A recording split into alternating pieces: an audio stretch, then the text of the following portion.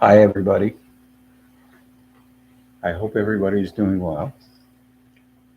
In case you might not guess, we're in Powell River, Marlene and I, and visiting Joelle and Catherine. I have a few questions. We'll try and give it the best shot we can. Can you please explain what is meant by nirvana? I think in with this question, we've been all around it while not directly speaking about it. I think if you if you're really interested in this concept, nirvana is another word for enlightenment, basically. I would suggest you read Patanjali's works. It is interesting. A lot of hints are given, and mind you, in an older language, 19th. Well, I think it almost looks like 19th century language, but I think it would be a good idea to read uh, his books. I can't remember the name of that. Patanjali's, pardon me? Yeah, they're aphorisms, but there's a name. You can find it. Just look up Patanjali online and you'll see it right away. And but it's worthwhile reading. Uh, you have to allow yourself to look at it from a perspective that is difficult to look at from a normal interaction with life. Um, we engage with levels and we cultivate that engagement. And finally, ultimately, when you're really spiritual, you become enlightened or you reach a state of nirvana. It was originally thought, and it's just one link, where you would feel love and peace and uh, tremendous levels of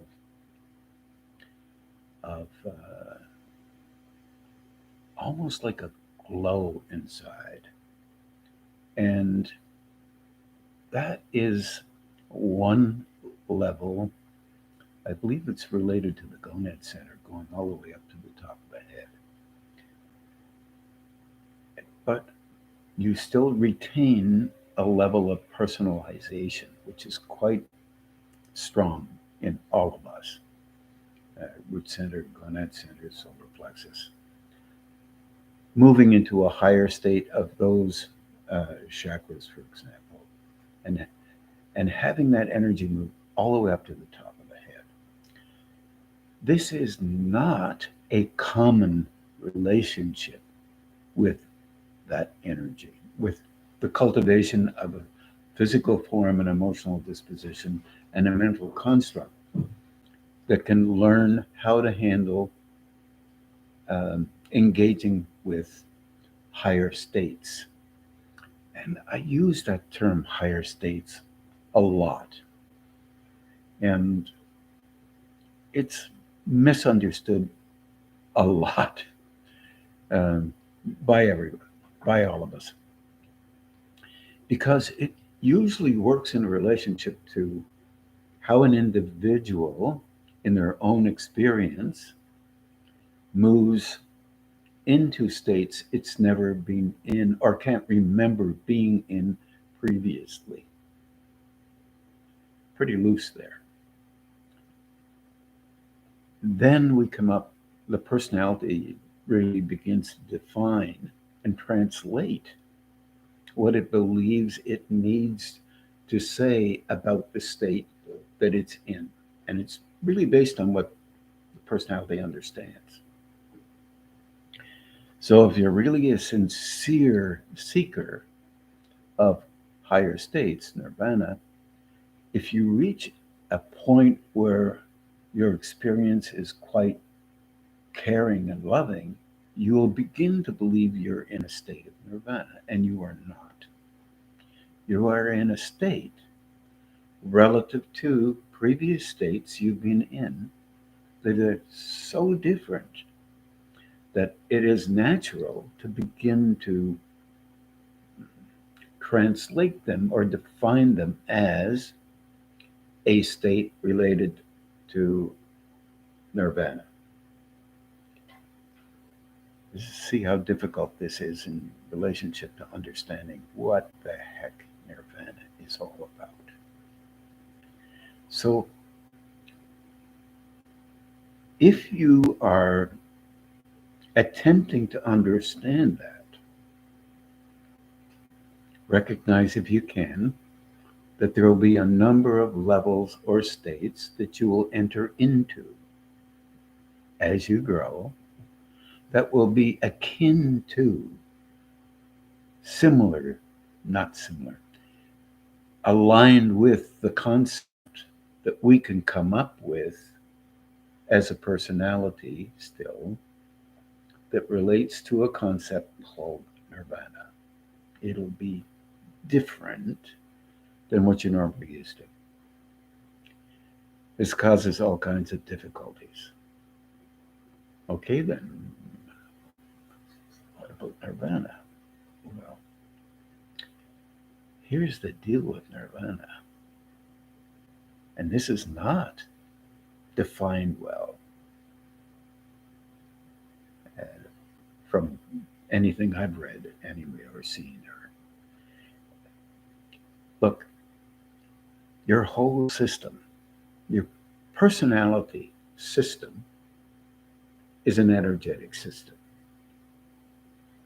Slowly, it moves into a state beyond personalization, meaning, and see how difficult this one is.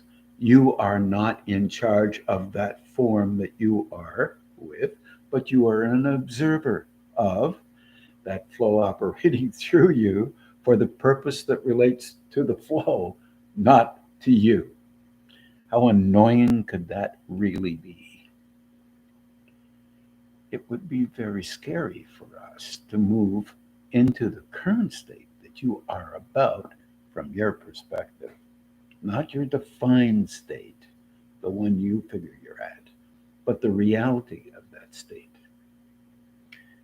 meaning you are not in charge of your system. So, ever so slowly, that physical, emotional, mental aspect that you have, that you call you, begins to engage with various states of energy which are similar to these planes and can be named by these planes, but are slightly different than the naming that you can come up with. In other words, they're preparation states. And preparation states are really beautiful and very important. But if you hit a particular place, and you'll get, before this ever happens, you'll have experiences that relate to being able to understand something you could never understand before, speak about something you could never talk about before, and in a manner that has nothing to do with how you normally engage with life.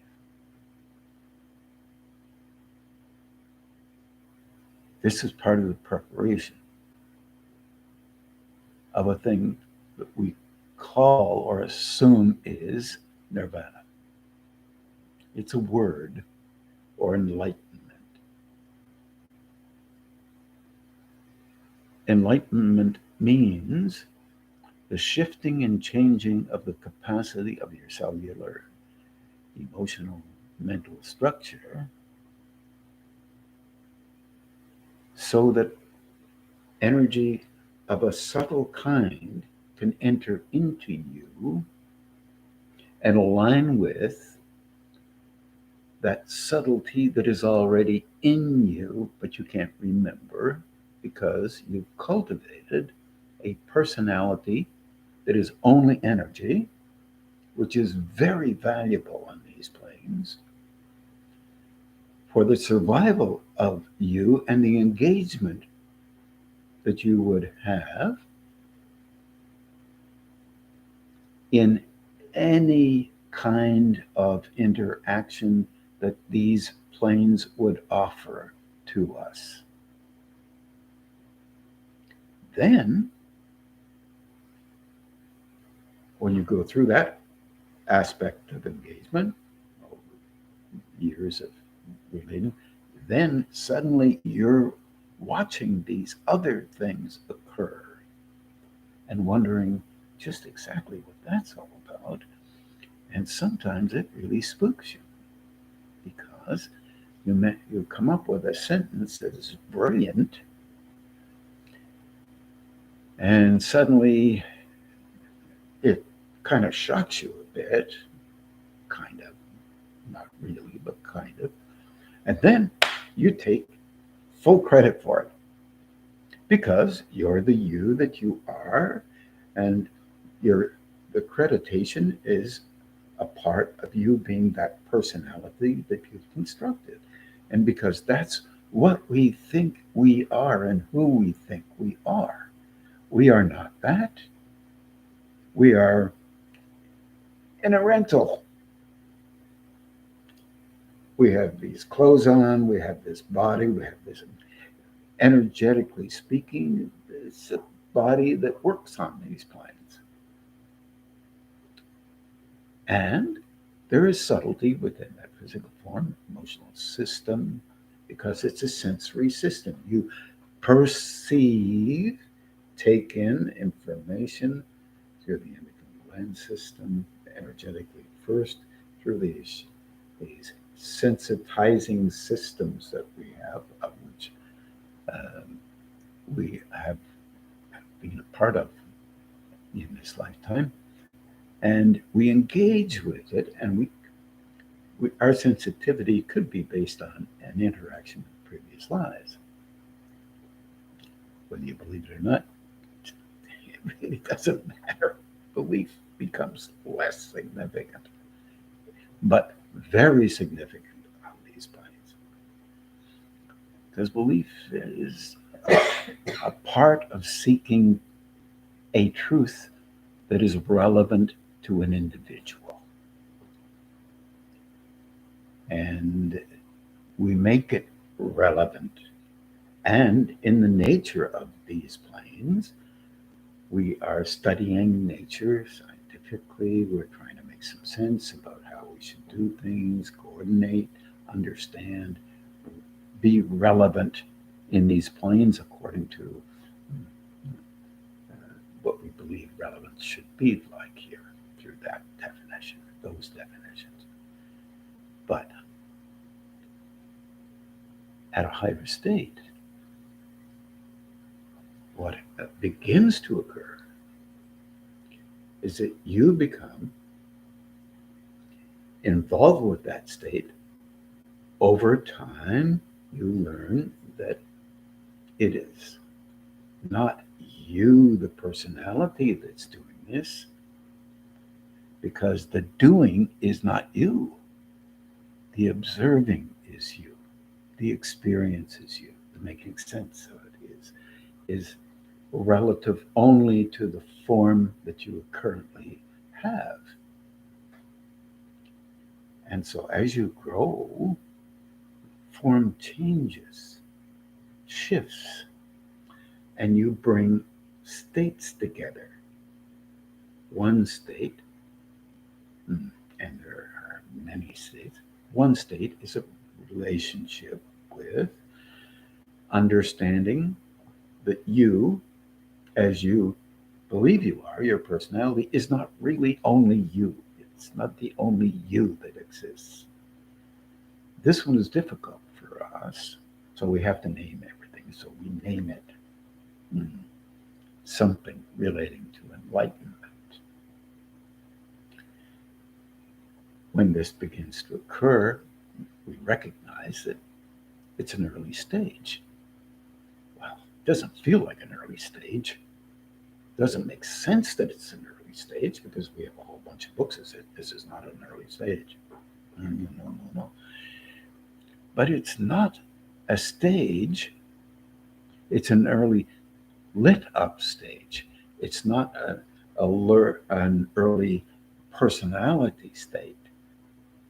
It's that personality is a construction that's being made so that eventually it can handle the expression of energy related to a higher state as opposed to being related to personal control and our personal state. There are other views about this. Look, you have to think. In between the intermediate state is the battle that goes on for the necessity of ownership.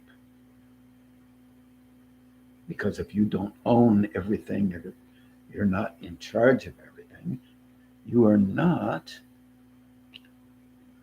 worthy of anything. You're not of value. And there's where the mix-up begins. The mix-up is you are not the you think you are. You're a you that relates to many states, and you cannot remember that. So there's two levels of remembering going on here. You don't remember that aspect. In other words, that you are linked already. You are part of a higher state. You can't remember that. You can't remember that it's okay that could be valuable because you've had a number of years of being in love with how you function. And it's similar to how you were trained. No negativity there. Almost too similar from time to time. And it's a great leap to be able to understand the possibility. All right, you heard this, the possibility that you are attempting to remember through experience, not through memory. That's not remembering. Through experience, that your relationship with being in a state that is lit up more than you're already lit up has to do with being aware. It's another level of awareness. There's a dilemma right there. So, with many of us, we use this energy. We're trying to use it differently than only constructing our own personalizations and reinforcing them, armoring them, making sure they're right. But if you start meditating, loosening up a little bit, the boundaries of your physical, emotional, and mental constructs, the ideas that you lean on to be valuable, and then you start using some of these energetic, let's say, exercises, what begins to occur is two things. Number one, you battle to keep in charge. You forget to do them. You stop meditating. There's so much that comes at you from these planes. It's like an increase in more things that occupy your mind, your reactions, your body. Because there's a loosening there. So your mechanism to control how you were before and keep it that way gets stronger. You'll see that through cycles of, often if you were ever involved with therapy of a kind, with a good therapeutic helper, in some cases, You have to remain in therapy for 100 years. So you don't dodge and go back into some of the habitual ways you were involved with before. That is not a negative thing in itself. That's a natural, normal thing in itself.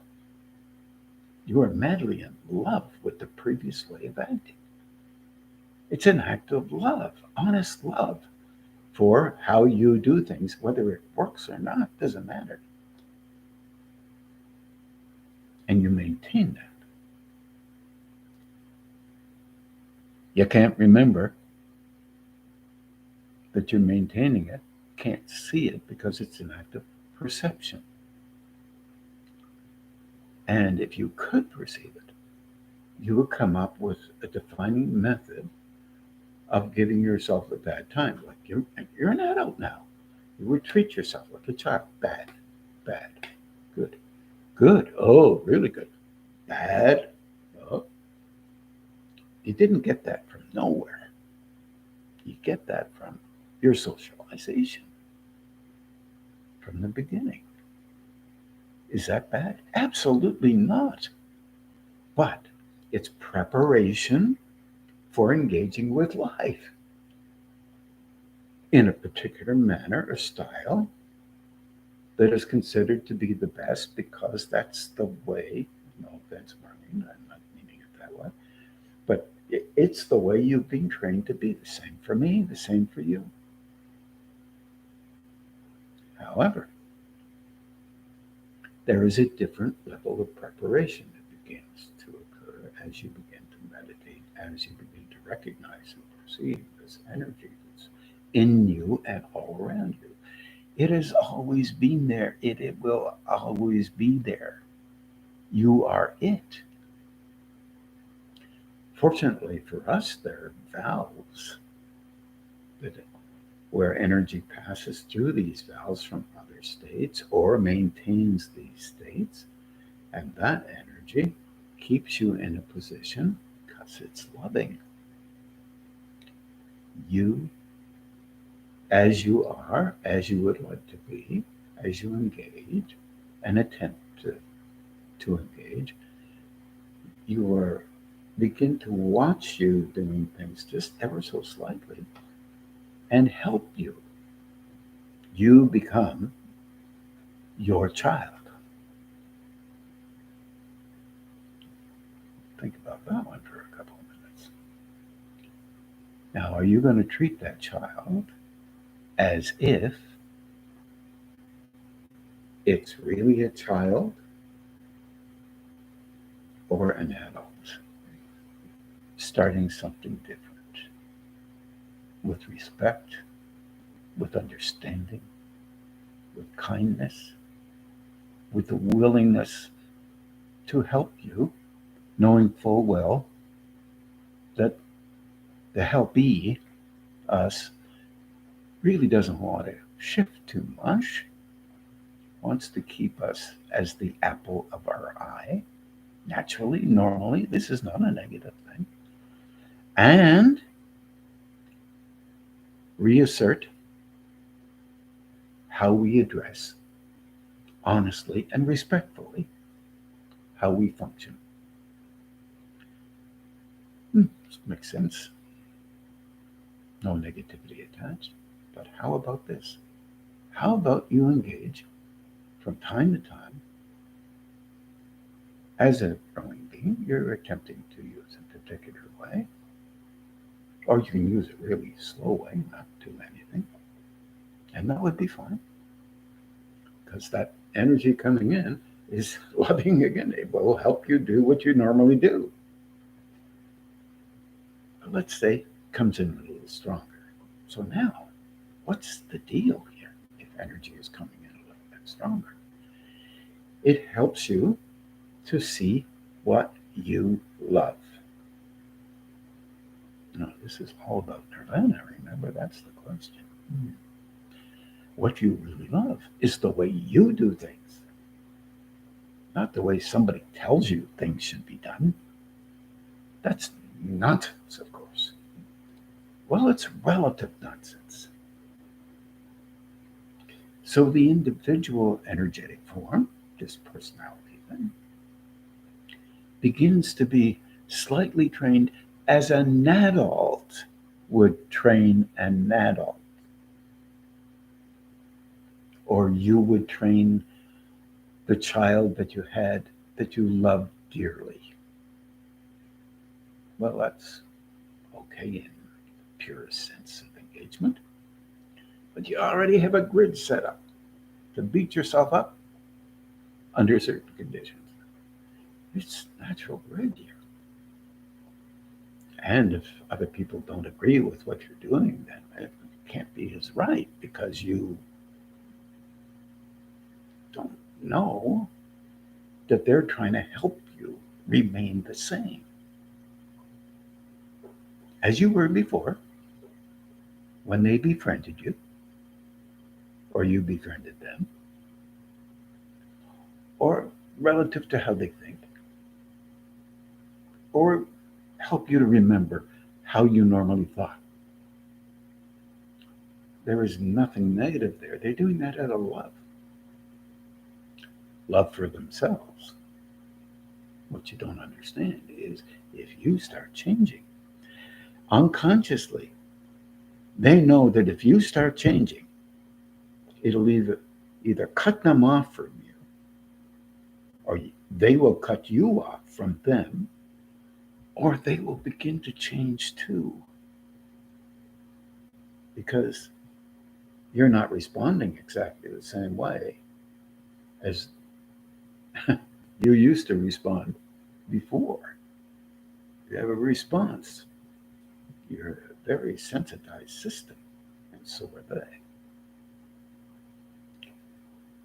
On this journey towards a place where higher state energies meet with the personality that's being constructed for a purpose of connecting states and therefore affecting these planes to make them similar ultimately to higher states, you become a being of that helps in the connection of these planes. And there are many planes.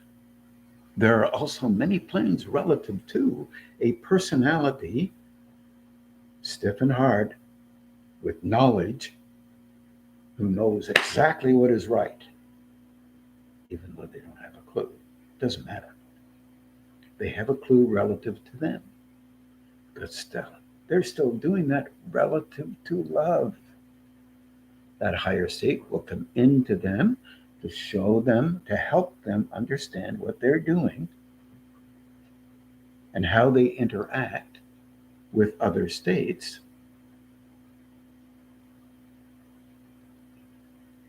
and help them to grow in the whatever states or state of awareness or capacity relative to these physical, emotional, mental planes. Help them to understand what's going on, and they can be helped to grow through those other planes. Example, what are you talking about? Some people can leave their bodies fairly easily and go into another state. They will also bring with them their personalized style. Think about this, please. They bring that style into another state, and they are just as curious about that state, or they will believe they're highly evolved because they can shift into a different mental state or emotional state or quite physical astral state. And they will engage in that with all their curiosities and with all their belief systems and their understandings, and they will attempt to get others on these planes to think exactly like they do. They are still acting like these lower states. How can they grow from there? They can begin to understand in that state, that there is something beyond that relates directly to higher states engaging with these lower states. The dilemma, the difficulty with this last example is the sense of superiority that the individuals have on these states. It makes it very difficult, and the superiority is related to, so easy to say, an ego state, but an identification state that relates to the belief that they are at some great state and they deserve to be there and you deserve to be here based on their great capacity. That's pretty well the animal nature of us. Reasonable? I don't know. I can't answer that question. Reasonable? It is reasonable because that's where they are. Learning how to be the best you can be here prepares you for shifting into different states with awareness, with conscious awareness of that state and you at this state, meaning you can help you to be more helpful by understanding beyond the limitations of the great understandings that we need here on these planes. Example. I'll try this. As you grow, there is a point at which you begin to know the difference between this physical engagement, and you're not judging it. Emphasis on that. Your capacity of the personality state that you live in, you're not judging it. And how you're able to function, and you're not judging it. See, it's a little harder if you're really superior here because you will judge your greatness to be great. It's just the way it is. We are held in that, like understanding certain methods of engagement with life are better than other ones. And they absolutely can appear to be that way based on how we define a value here. But here's the deal. As you grow, the link up is there. In some manner, I'm going to say this fairly clearly, hopefully, in some manner that stretches you and your understanding of being a kind of part of a link between one state and another. This state where we are, we live and have our food and drinks, whatever it is we have, and our communications with others, which, by the way, is partly there to help us to understand that everybody is slightly different. But this link up, as you begin to be more aware of it, you begin to understand the difference between your loving the way you are and want to remain there and a sense of loving that is helping you to see that you can stretch that out a little bit so you can be more helpful. How that stretches out is by the stimulation of those passageways that energy uses to help our system become more comfortable and more gentle internally for a purpose that doesn't relate to us being more gentle and purposeful. It relates to it being able to subtly come in and be helpful to others who may be ready to open a little bit more and not be freaked out by the opening. So the more on this plane reach a state where they're not afraid of being linked up with another state, or understand directly that they are not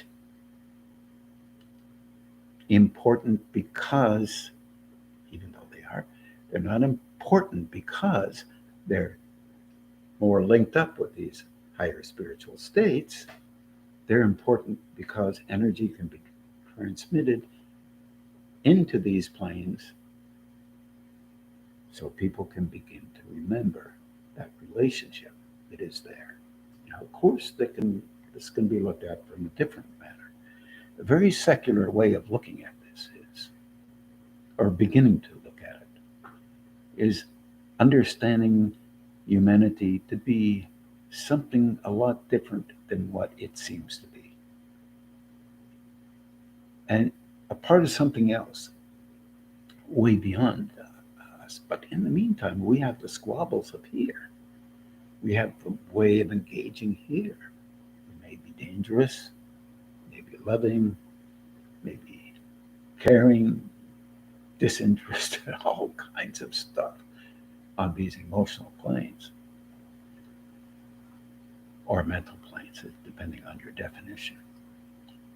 But as you grow, you don't begin to think of nirvana anymore or the definitions of enlightenment. Something begins to change. And your true thought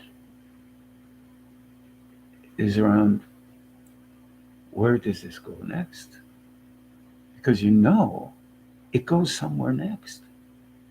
And while that's happening, you're trying to do what you can, but you know you can't be perfect, and you're not trying to be perfect because you can't be. Because the structure that you love is there, and it's not perfect unless you have a little bit of artistic quality in you, and you take a look at your system, and then you write right on the bottom of that picture that comes up in your mind, John Smith, if your name happens to be John Smith. And then you hold that and say, now we've got to walk around with that. Did you see my painting? My painting was really, really, really good. Did you see this painting? Oh, this is another painting. I have another painting. It's really good. It's called Nirvana.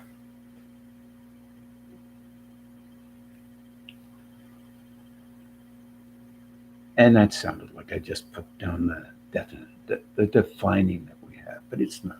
It's not that. It's more like when you're in that space, you never want to leave it, but you have to be as active as you were before. Because whatever engagement that you have with life, that's where that energy spreads.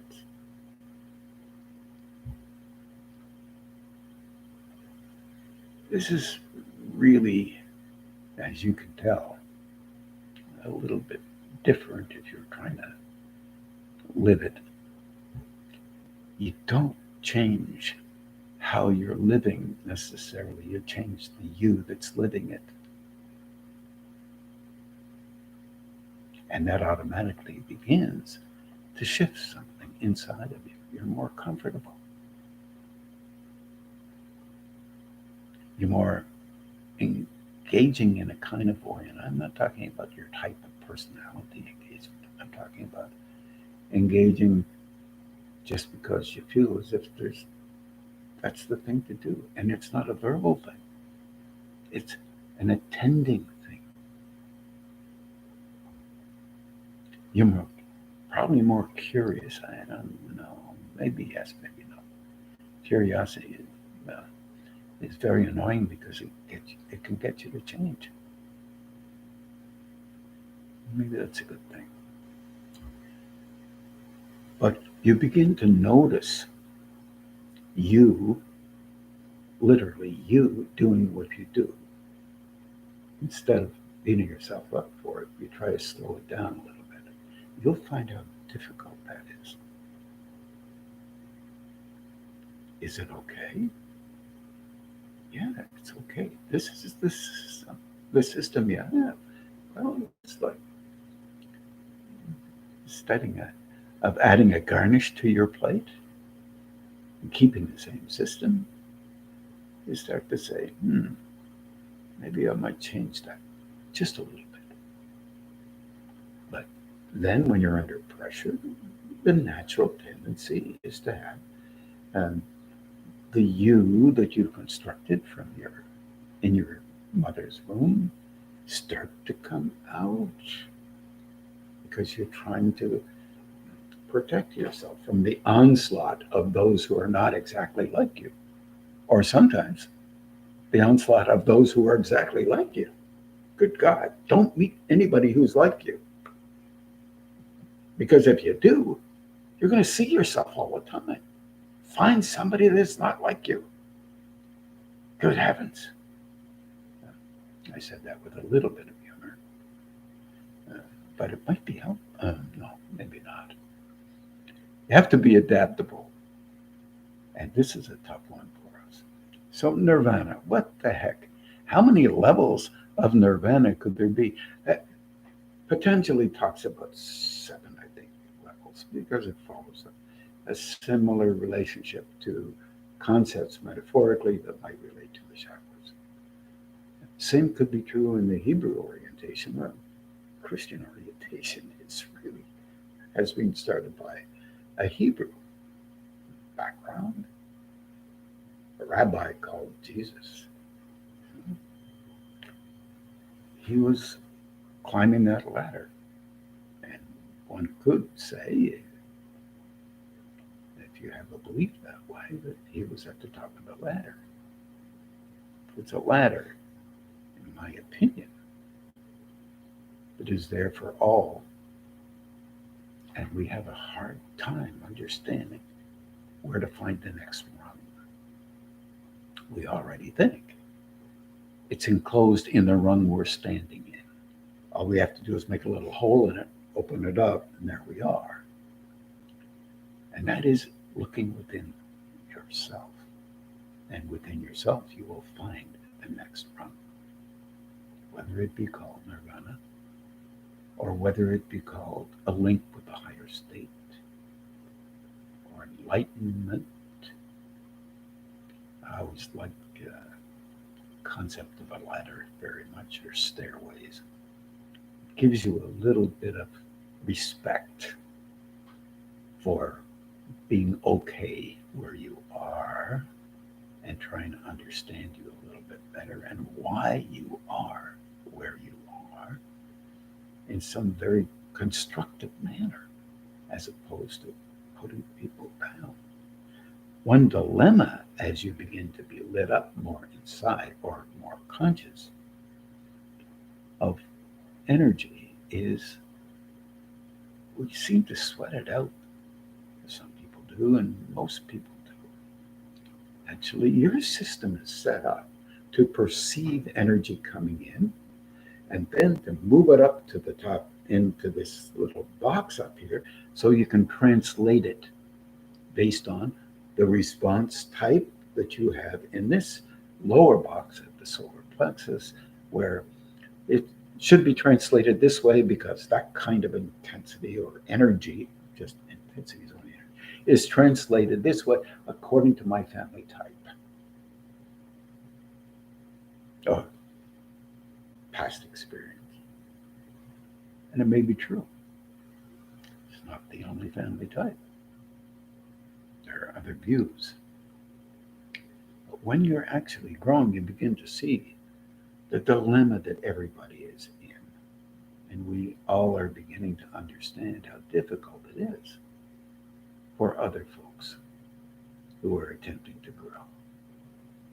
And understand the great patience they must begin to have for them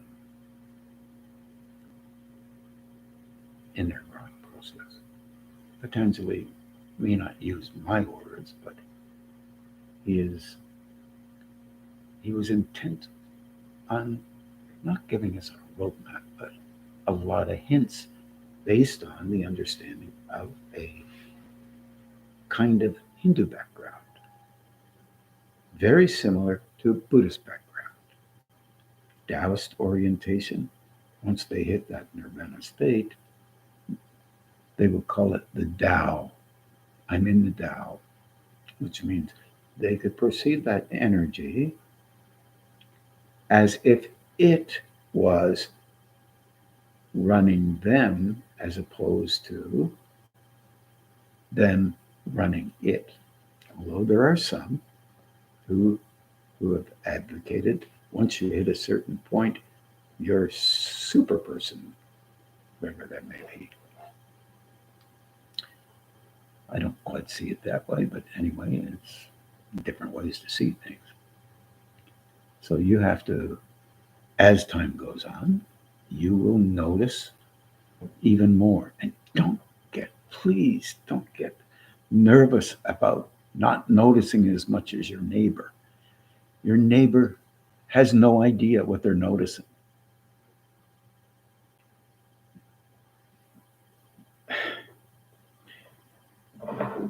These are black glasses. Somebody else is kind of whitish.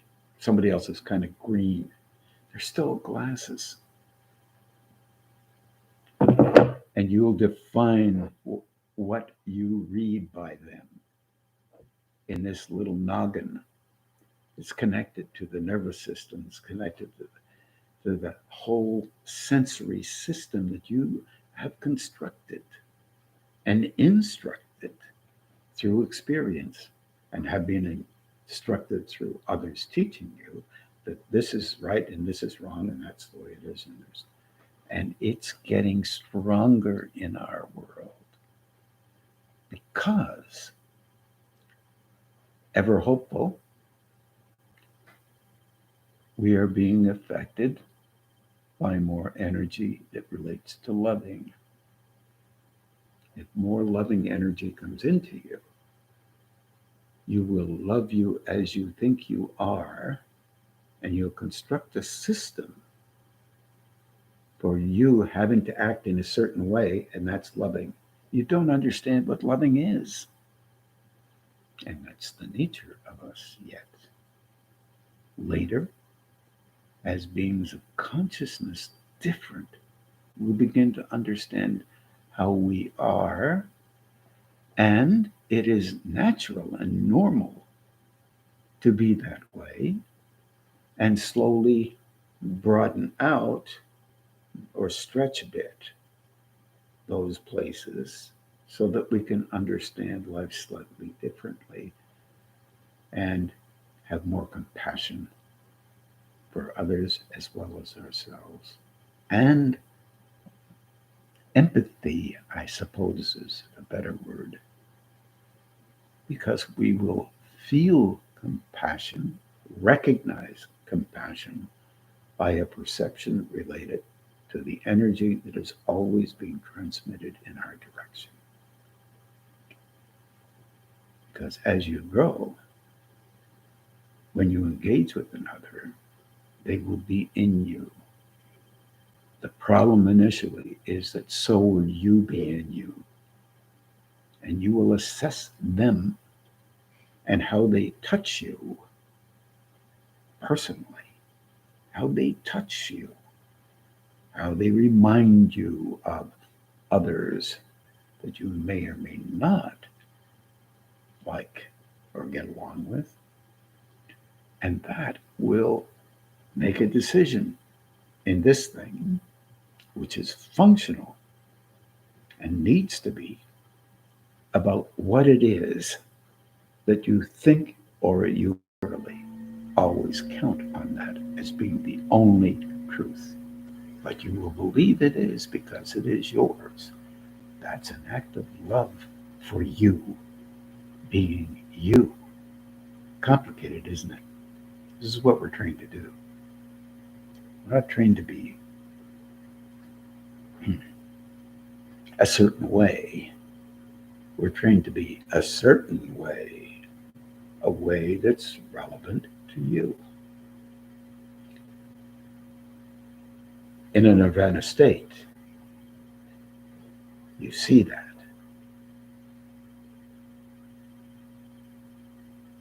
And it's almost like you take your foot off the accelerator, pull back. That's according to this. What's going on in accordance to these centers? Oh, okay. Oh, they have this. Why is their heart center on when there's such a real pain? Their heart center may be on,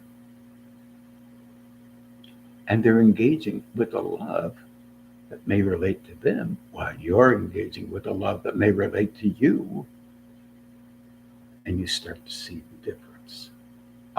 They have a different style.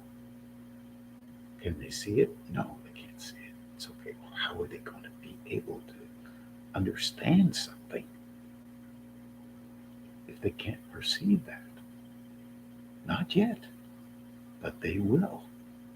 So at a nirvana state, that energy will operate through you to touch that gently. Just touch it so it can stretch a bit. So in that moment, they may not like you. Something has happened here. Something that might be uncomfortable. So your discomfort, this other person's discomfort will be protected. They automatically have a reflex that protects them. So you're the annoying one by helping them. But you did not help them. The energy helped them through you. This is not what you will like to hear, because this is early stages of understanding a direct relationship with a state of preparation that enables you to engage and be helpful to another. It's not named nirvana or enlightenment. It's a state of relationship that relates to a higher level of engagement that is really difficult for us to understand as a species at this time. So, and I guess maybe what I'm saying is, read Patanjali. Sometimes Sri Aurobindo touches on especially a mental state where the mind plane itself can come in and help that emotional mental state of ours, as we normally are in these planes, to subtly soften down. And this has brought up all kinds of books on the quiet mind, the silent mind, the gentle mind, all kinds of the Buddha mind. Very solid books. But they're little helping hints sometimes. In places within them, there will be a phrase that will really be helpful to you and help you to understand that there's quite something slightly different than our particular view of what things need to be into a kind of nirvana state. These are states, and there are so many. As I understand it, of course, you have to be the person that attempts to understand through you the best you can.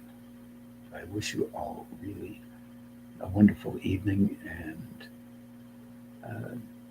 see you next week. Take care, everybody. Bye for now.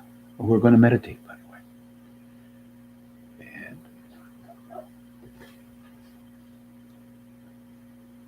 I I normally turn these things off, so that's my practice. So I apologize for that.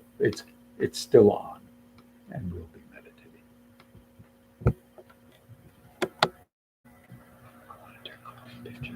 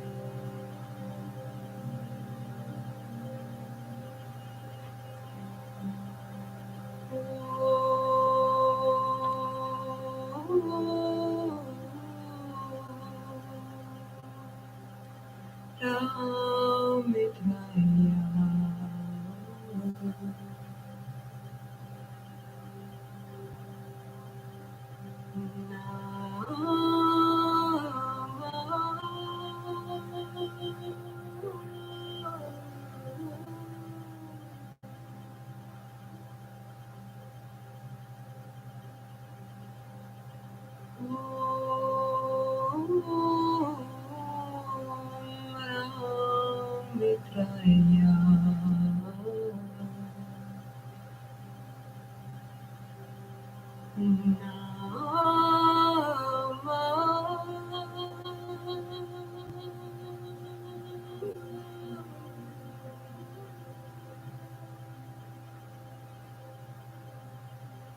Om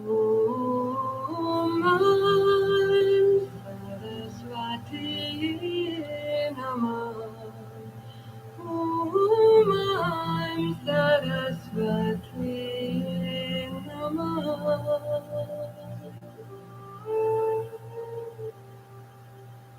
Om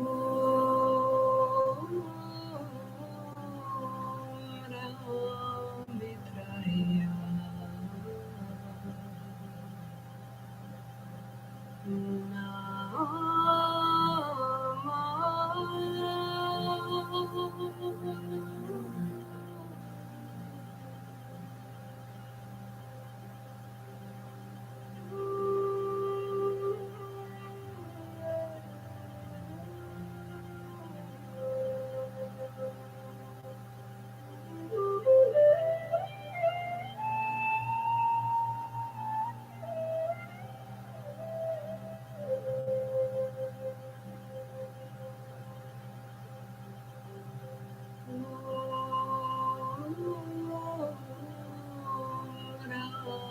Mitraya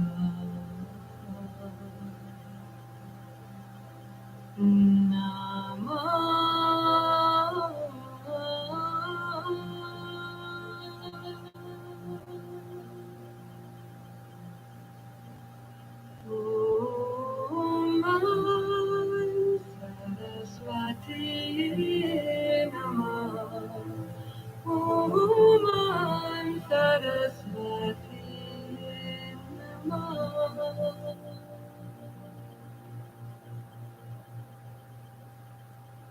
Om Ram Vitraya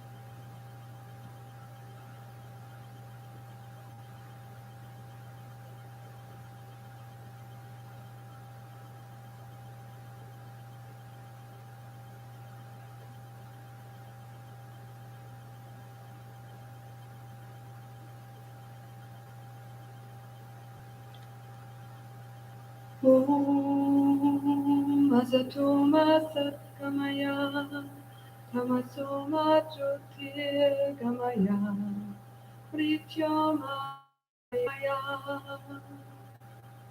Om Asatoma Satkamaya Tamasoma Jyotirgamaya Prityama Amritam Gamaya Om Asatoma Satkamaya Tamasoma Jyotirgamaya Prityama Amritam Gamaya Om Asatoma Satkamaya Tamasoma Jyotirgamaya Prityama Amritam Gamaya Om Asatoma Satkamaya Tamasoma Jyotirgamaya Prityama Amritam Gamaya Om Asatoma Satkamaya Tamasoma Jyotirgamaya Prityama Amritam Gamaya Om Asatoma Satkamaya Tamasoma Jyotirgamaya Prityama Amritam Gamaya Om Asatoma Satkamaya Tamasoma Jyotirgamaya Prityama Amritam Gamaya Om Asatoma Satkamaya Tamasoma Jyotirgamaya Prityama Amritam Gamaya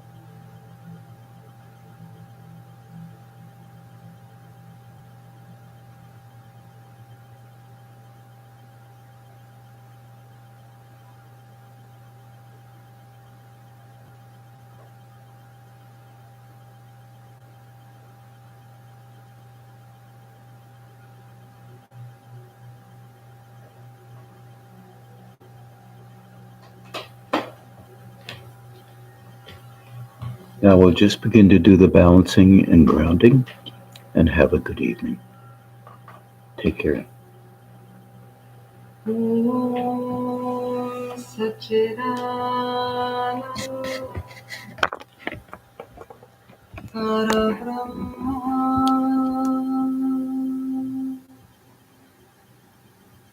Purusha